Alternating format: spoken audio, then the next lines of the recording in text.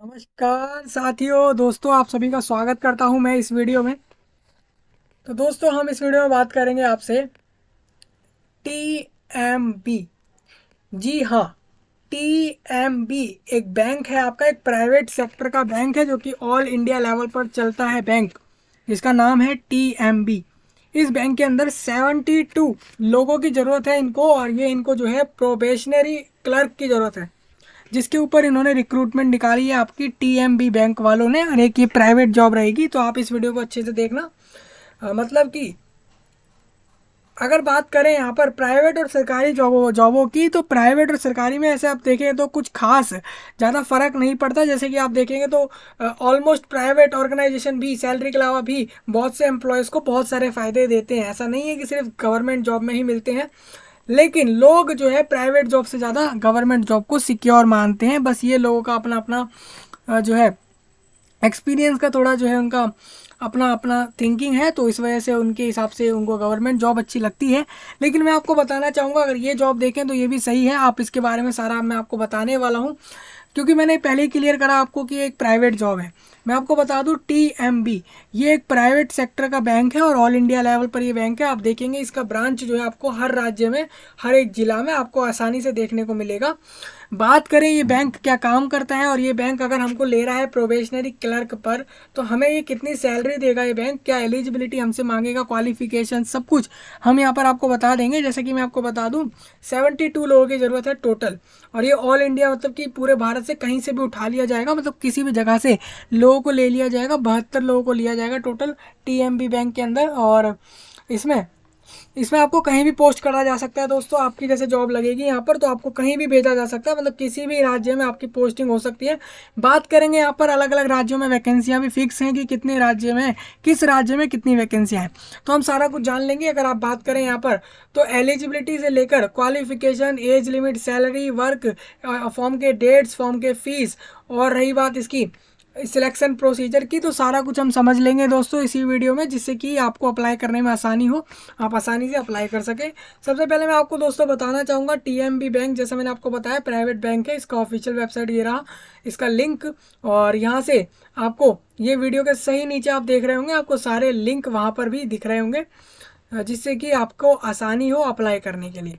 चलिए, ये सारी बातें करने के बाद हम ना बिना किसी देरी के मैं आपको बताना चाहूँगा अदर सर्विसेज के अंदर आप जा सकते हैं।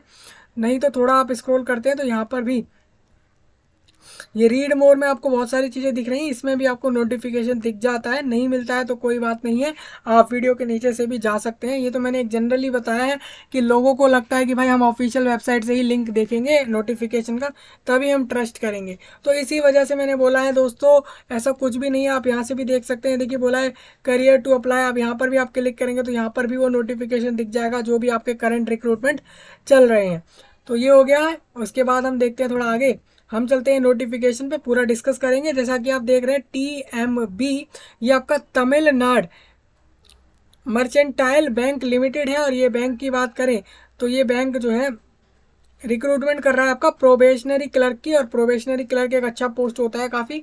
बात करें तो तमिलनाडु मर्चेंटाइल बैंक लिमिटेड जो है वन ऑफ द लीडिंग, उनमें से मतलब बहुत सारे जो ऐसे प्राइवेट बैंक है इंडिया के अंदर, उनमें से ही एक है जो लीड कर रहा है पूरे इंडिया बेस पर, और यहाँ पर और ऑल इंडिया जॉब निकाल रहा है ये, और कह रहा है कि हमें इंडिया में इंडियन सिटीजन्स की रिक्रूटमेंट हमें करनी है, भारतीय नागरिकों में प्रोबेशनरी क्लर्क के तौर पर, और कि रिस्पेक्टिव स्टेट में करेंगे। मतलब कि हम बता रहे हैं in the below mention category for respective state, मतलब इनको चाहिए तो भारत से किसी भी राज्य से लोग, लेकिन ये लोग जो भेजेंगे ये कुछ ही ऐसे स्टेट होंगे जिसके अंदर यहाँ पर ये आपको जॉब के लिए भेजेंगे। मतलब आप ये समझिए कि ये लोग जॉब पे आपको ले तो रहे हैं, लेकिन ये सिर्फ आपको स्पेसिफिक स्टेट्स में ही भेजेंगे जिनके ऊपर अलग अलग वैकेंसियाँ हैं, और आप अप्लाई कहीं से भी कर सकेंगे इंडिया में।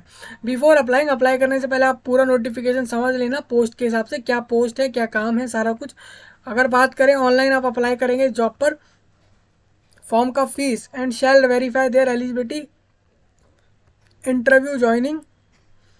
अब देखिए, इंटरव्यू के समय पे अगर ऐसा देखा गया कैंडिडेट के पास जो डिटेल कैंडिडेट ने फॉर्म में डाली है वो गलत है, या फॉर्म या फिर वो जो है एक मिस कंडक्ट करने की कोशिश कर रहा है, गलत जानकारियाँ दे रहा है, तो उसको जॉब में नहीं लिया जाएगा। ये यहाँ पे साफ दिया गया है, तो ये एक पॉइंट है, ये इंपॉर्टेंट पॉइंट होता है। अगर बात करें आगे, कॉल लेटर आपको बोला गया है कि इन केस एनी प्रॉब्लम,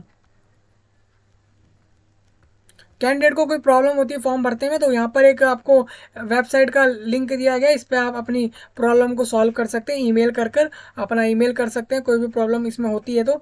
बात करते हैं फॉर्म की, तो फॉर्म आपके 16 अक्टूबर से चालू हुए हैं और ये आपके जो है 6 नवंबर को बंद करे जाएंगे, यानी कि 6 नवंबर को ये फॉर्म का विंडो क्लोज कर दिया जाएगा, उसके बाद कोई फॉर्म नहीं भर पाएगा। पेमेंट की बात करें तो पेमेंट में भी सेम समय मिलेगा यही, और ऑनलाइन फॉर्म भरेंगे इसमें और फिजिकल मोड में नहीं भरेंगे। अगर बात करें कॉल लेटर की, यहाँ पर एक एग्ज़ाम लिया जाएगा और ये आपका 7-10 बिफोर ऑनलाइन एग्ज़ाम। यहाँ पर एग्ज़ाम का डेट अगर बात करें यहाँ पर, तो यहाँ पर एग्ज़ाम होगा नवंबर के मंथ में। आप देख सकते हैं यहाँ पर ऑनलाइन एग्ज़ाम नवंबर में बोला है, यानी कि आपके मिड नवंबर के बाद इस रिक्रूटमेंट का एग्ज़ाम हो रहा होगा, यानी कि 15 नवंबर के बाद आप मान सकते हैं इस एग्ज़ाम को। और अगर आप देखते हैं यानी कि 15 या 20 नवंबर को एग्ज़ाम होता है, तो आपको 10-11 तारीख में आपको इसका एडमिट कार्ड देखने को मिलेगा, जिसको आप कॉल लेटर बोल रहे हैं यहाँ पर, जिसमें आपका लिखा होगा किस जगह पर और किस समय पर आपको अपना एग्ज़ाम देने जाना है। बात करें रिजल्ट की, तो रिजल्ट इसका दिसंबर के मंथ में, यानी कि आपका ये 2 से 3 हफ्ते में एग्ज़ाम के बाद ही रिजल्ट आएगा, और उसके बाद इंटरव्यू लिया जाएगा जो कि दिसंबर के एंड और जनवरी के मिड में लिया जाएगा। बात करें इसमें प्रोविजनल अलॉटमेंट, तो ये आपका जनवरी के लास्ट तक आपको लिस्ट मिल जाएगी कि किस किस को जॉब मिल रही है, कौन सिलेक्ट हुआ है।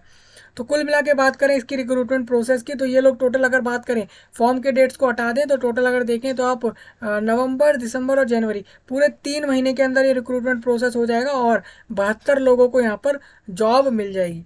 ज़्यादा लंबा प्रोसेस नहीं है, 3 महीने के अंदर हो जाएगा कंप्लीट। अगर बात करें आगे इसमें,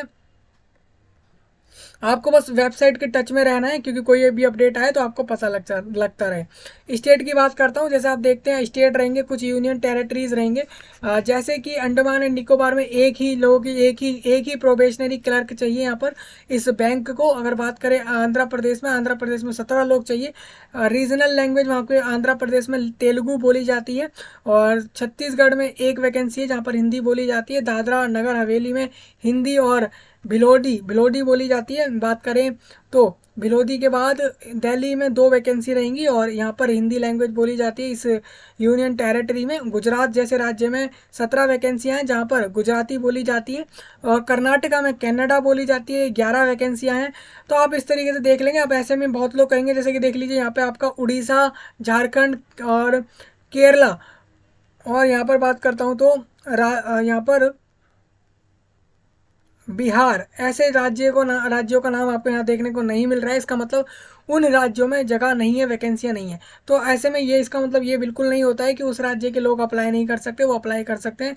regional language to the respective state is mandatory, मतलब कि इतना ज़रूर हो कि आपको जिस स्टेट में जॉब चाहिए आप अपना प्रेफरेंस तो देंगे ही, लेकिन आपको बैंक जहाँ भेजेगा वहाँ पर आपका जो भी रीजनल लैंग्वेज है वो आपको आना चाहिए। मान लीजिए आपकी आंध्र प्रदेश में लगती है इस वैकेंसी पर जॉब, तो आपको तेलुगु लैंग्वेज आनी चाहिए, आप सीख लेना, जिससे कि आपको ये जरूरी, जिससे कि आपको आगे काम आए जॉब के समय।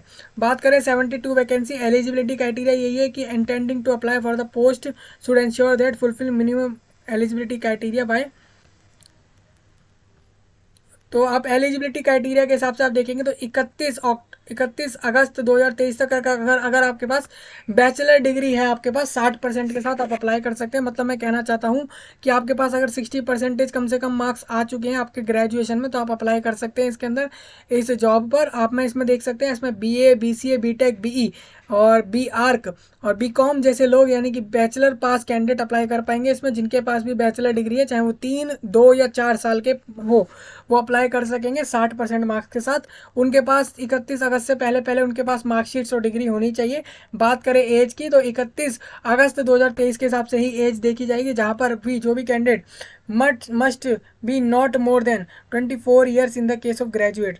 अगर आप 26 साल से कम होने चाहिए, अगर आप पोस्ट ग्रेजुएट है तो 26 से कम होना चाहिए, और must be not more than, वो 24 से ज़्यादा ना हो, यानी कि इससे कम ही लोग लिए जाएंगे। अगर आप 24 से नीचे होंगे तो आप अप्लाई करेंगे, 26 से नीचे पोस्ट ग्रेजुएट वालों को रहेगा।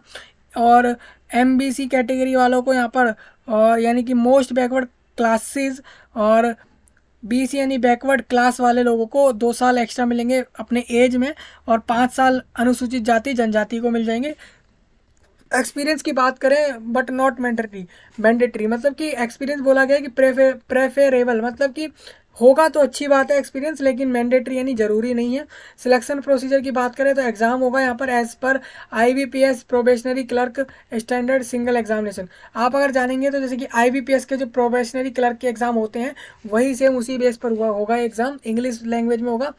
और सिलेक्शन में बात करें तो इस एग्ज़ाम के बेस पर आपका जो भी रहेगा उसके इस एग्ज़ाम के मार्क्स के बेस पर आपको इंटरव्यू के लिए बुलाएंगे, और फिर आपको इंटरव्यू के बाद ये जॉब दे देंगे आपको अपनी सिलेक्ट करके कि आपको कहाँ जॉब देनी है।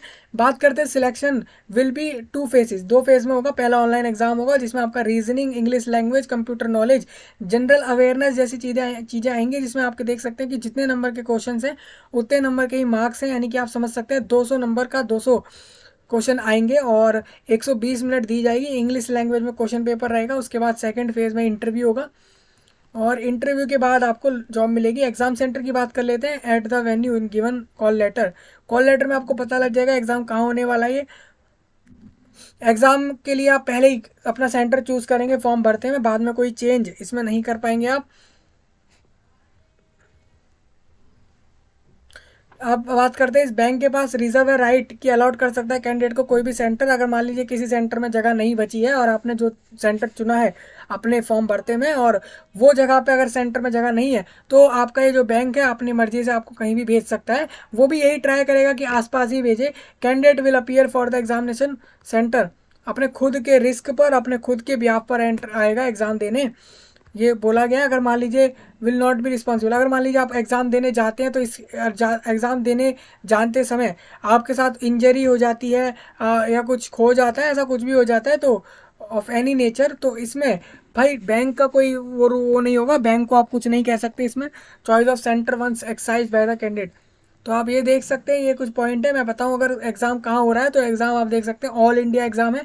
पोर्ट ब्लेयर, चेन्नई, हैदराबाद, विजयवाड़ा, विशाखापट्टनम, रुड़की और मेहसाना, उसके अलावा राजकोट, बेंगलुरु और मैंगलुरु, उसके अलावा गुलबर्गा, गुलबर्गा, उसके बाद जयपुर, गुंटूर, रायपुर, सूरत, न्यू दिल्ली, अहमदाबाद, लुधियाना, इन जगहों पर एग्जाम होगा। अगर बात करें हम यहाँ पर तो इंदौर यानी कि आपका एमपी मध्य प्रदेश में, मुंबई यानी महाराष्ट्र, पुणे भी महाराष्ट्र में हो जाएगा।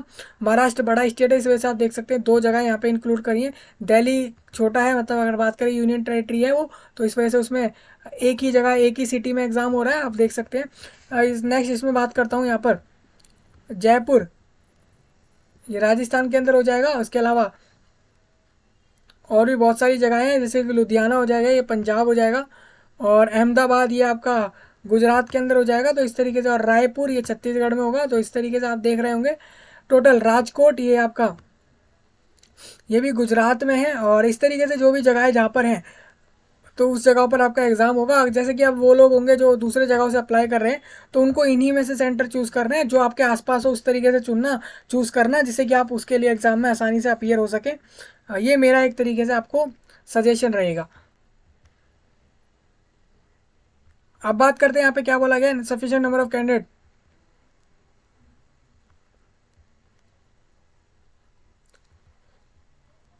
अब बात करते हैं यहाँ पे फॉर्म की फ़ीस की। तो फॉर्म की फ़ीस आप 600 रुपये पे करेंगे। इसमें फॉर्म के फीस 600 रुपये पे करेंगे जो कि रिफंड नहीं होंगे। और एक प्राइवेट बैंक है तो यहाँ पे आपको फीस के अंदर कोई अनुसूचित जाति जनजाति जैसा कुछ होगा नहीं, यहाँ पर डायरेक्ट 600 रुपये हर कोई पे करने वाला है।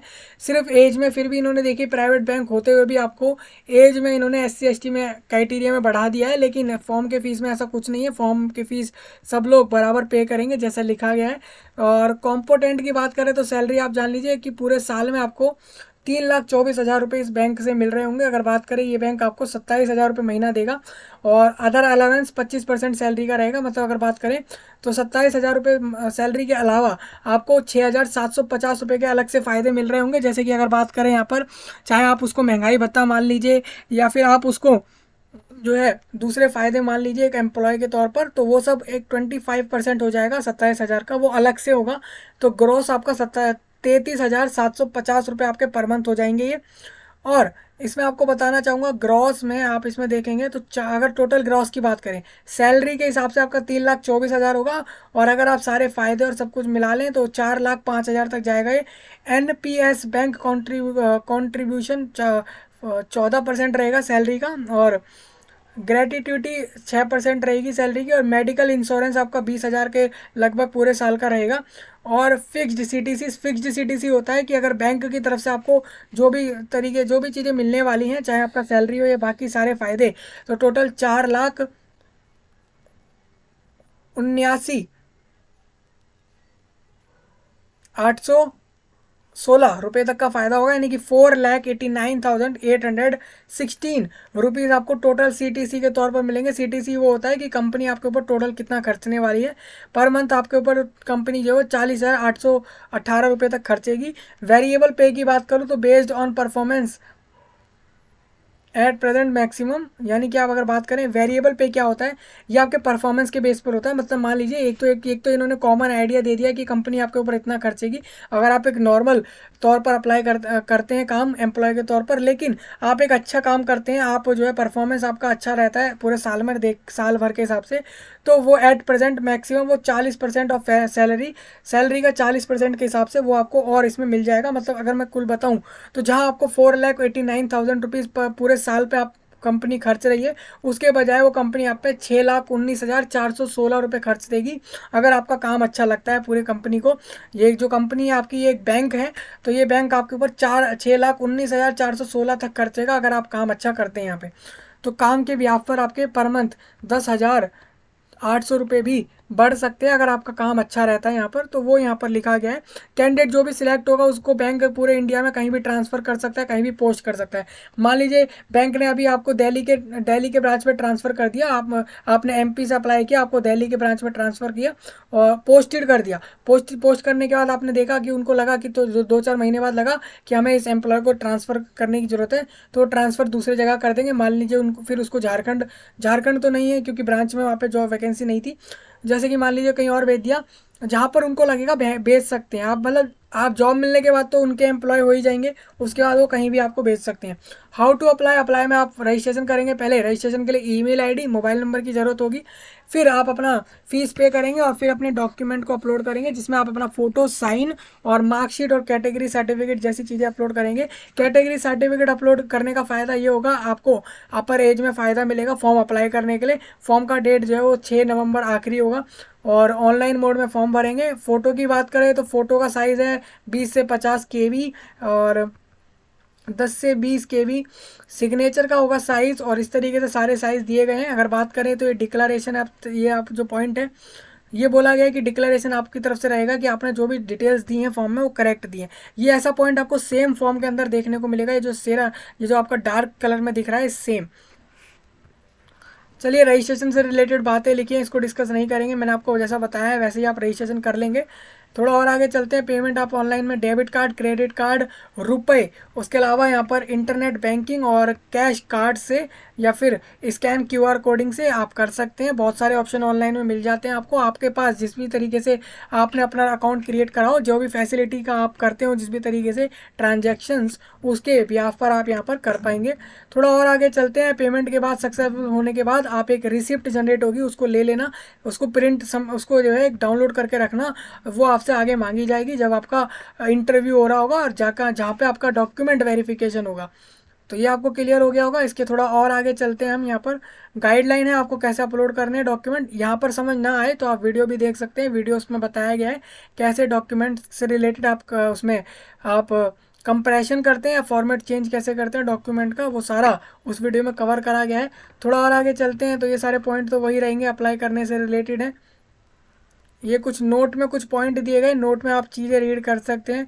इसके आगे मैं थोड़ा और आगे चलता हूँ। ये एक्शंस है, आप देखिए जैसे कि कोई कैंडिडेट जो भी जॉब पे अपीयर हो रहे हैं वो इसको अपना बिल्कुल सीरियस लेके एग्ज़ाम दें, और मान लीजिए अपने खुद के इंटरेस्ट पर देंगे एग्ज़ाम। और अगर मान लीजिए आप बीच में एग्ज़ाम के सेंटर के वेन्यू को एग्ज़ाम दे चलते में छोड़कर जा रहे हैं, या फिर आप एग्ज़ाम सही से नहीं होने दे रहे हैं, ऐसे कोई मिसबिहेव जैसी चीज़ें कर रहे हैं, मिसकंडक्ट जैसी चीज़ें कर रहे हैं, तो ऐसे में आपके खिलाफ एक्शन लिया जा सकता है, जो कि आपका TMB बैंक के पास ये राइट है, वो एक्शन ले सकता है, जैसे यहाँ पे उसने बता रखा है। तो आप ये सारी चीज़ें देख रहे होंगे। बात करें अदर क्लॉसेज हैं, कुछ बाकी पॉइंट हैं जो आप देख सकते हैं। Test wise score and cut off applied in 2 stages. On score individual test, अलग अलग टेस्ट जो आपके होंगे जैसे कि इंटरव्यू और एग्जाम में, उसके अलग अलग कट ऑफ रहेंगे, उसके अलग अलग स्कोर रहेंगे, फिक्स टोटल स्कोर आपके अलग निकाले जाएंगे, तो अलग अलग तरीके से आपका देखा जाएगा। ये कुछ पॉइंट है, ये वाले इंपॉर्टेंट पॉइंट है, आप इनको रीड करना। इसमें भी मैं आपको बताना चाहूँगा, ये जो 6 पॉइंट है ना, ये तो बहुत ही इंपॉर्टेंट है, इसको आप रीड कर सकते हैं। तो मैंने आपको पूरा नोटिफिकेशन बता दिया है। इसके बाद अगर चलें, ये देखिए यहाँ पर आपको आना होगा। इसमें थोड़ा एक बार बैक जाते हैं, तो इसमें ये रीलोड करेंगे, हम इसको कंटिन्यू कर देते हैं और इसमें थोड़ा बैक जाएंगे। अब देखिए मैं आपको दिखाने की कोशिश करता हूँ। यहाँ पर ये जो कैरियर का ऑप्शन आ रहा है, इसको क्लिक कर लेना आप यहाँ से मैं इसको क्लोज करता हूँ। यहाँ से आप देखेंगे तो यहाँ पर लिखा है, ये क्लर्क के लिए जो नोटिफिकेशन लिखा है, इसमें आपको जैसे ही क्लिक करना है, अप्लाई ऑनलाइन पर जैसे मैं क्लिक करता हूँ, मान लीजिए मैंने इस पर क्लिक करा है, तो मेरे को रजिस्ट्रेशन करना होगा। ये रजिस्ट्रेशन का प्रोसेस सेम होगा दोस्तों। मैं थोड़ा इसमें, मैं इस वाले जैसे कि मैं दोबारा से आने की कोशिश करूँगा इसमें। देखिए यहाँ पे मैं आ गया हूँ। यहाँ पर मैं आपको दिखाना चाहूँगा, इसमें एक चीज़ है, जैसे कि मैं इसमें आता हूँ। अब इसमें मैं क्लिक करके अप्लाई नाउ पे क्लिक कर देता हूँ। अप्लाई ऑनलाइन के बाद मैं क्लिक हेयर फॉर रजिस्ट्रेशन पे क्लिक करूँगा और इस तरीके से अपना नाम को कंफर्म करूँगा, अपने मिडिल नेम को डालूंगा, लास्ट नेम को डालूंगा जिसको सरनेम कहा जाता है, फिर मोबाइल नंबर, ये सारी चीज़ें, ईमेल आईडी डालकर, ये एक कैप्चा होता है, इसको कैप्चा कोड बोलते हैं, जो यहाँ लिखा होता है उसको सेम डालना होता है। फिर सेव एंड नेक्स्ट पे क्लिक करेंगे तो इस तरीके से होगा। अगर बात करें फॉर्म में क्या क्या प्रोसेस होंगे, तो फिर इसके बाद फोटो साइन अपलोड होंगे, डिटेल, प्रीव्यू अपलोड और पेमेंट एंड में होगी। और पेमेंट के बाद फॉर्म सबमिट हो जाएगा इसका, इस जॉब का। और सबमिट होने के बाद आपका फाइनली इसमें अप्लाई हो जाएगा आपका, जो कि आपका जॉब बैंक का नाम है TMB। पूरे बैंक का नाम अगर बात करें तो पूरे बैंक का नाम है Tamilnad Mercantile Bank Limited. It is a private bank but this job is very best and very beneficial as a point of view of employ. मतलब अगर आप एम्प्लॉय के पॉइंट ऑफ व्यू से सोचें तो जॉब काफ़ी अच्छी है। मैंने बात करी सैलरी की, तो काफ़ी सारे फ़ायदे हैं दोस्तों। आपने देखा सैलरी भी है और अलग से अलावेंस भी है, एक प्राइवेट बैंक भी दे रहा है यहाँ पर आपको ये सारे फ़ायदे। तो आपको ये जॉब नहीं छोड़नी चाहिए। 72 वैकेंसी पूरे ऑल इंडिया में है, तो मैंने आपको सारा कवर कर दिया है। कोई भी डाउट रहे तो दोस्तों कमेंट में बता सकते हैं, और आपको नए आने वाले टॉपिक कौन से जिन पर वीडियो चाहिए वो आप बता सकते हैं। दूसरा, इस वीडियो को पूरे इंडिया में फैलाएं, जितने लोगों तक फैला सकते हैं, जिससे कि लोगों को ये पता लगे, लोगों तक में ये एक सिंसियरिटी फैले कि भाई एक प्राइवेट जॉब भी इतने सारे फ़ायदे देती है, और एक एक्चुअल में बैंक में जॉब मिलने में लोग चाहते हैं, लोगों का काफ़ी ज़्यादा ट्राई रहता है कि उनको बैंक में जॉब चाहिए। और यहाँ पर तो प्रोबेशनरी क्लर्क का जॉब है, तो इसको कोई नहीं छोड़ना चाहेगा, मुझे ऐसा लगता है। तो आप अप्लाई कर सकते हो। और ये कोई ऐसा बैंक नहीं है कि कोई रीजनल बैंक है, ये स्टेट बैंक है, ये ऑल इंडिया बैंक है और एक बहुत बड़ा बैंक है दोस्तों। तो कंट्री लेवल का बैंक है, तो इसमें आप अप्लाई कर सकते हैं। सारा आपको बता दिया है। मैं आपसे मिलता हूँ नए टॉपिक में, तब तक के लिए आप सभी का धन्यवाद।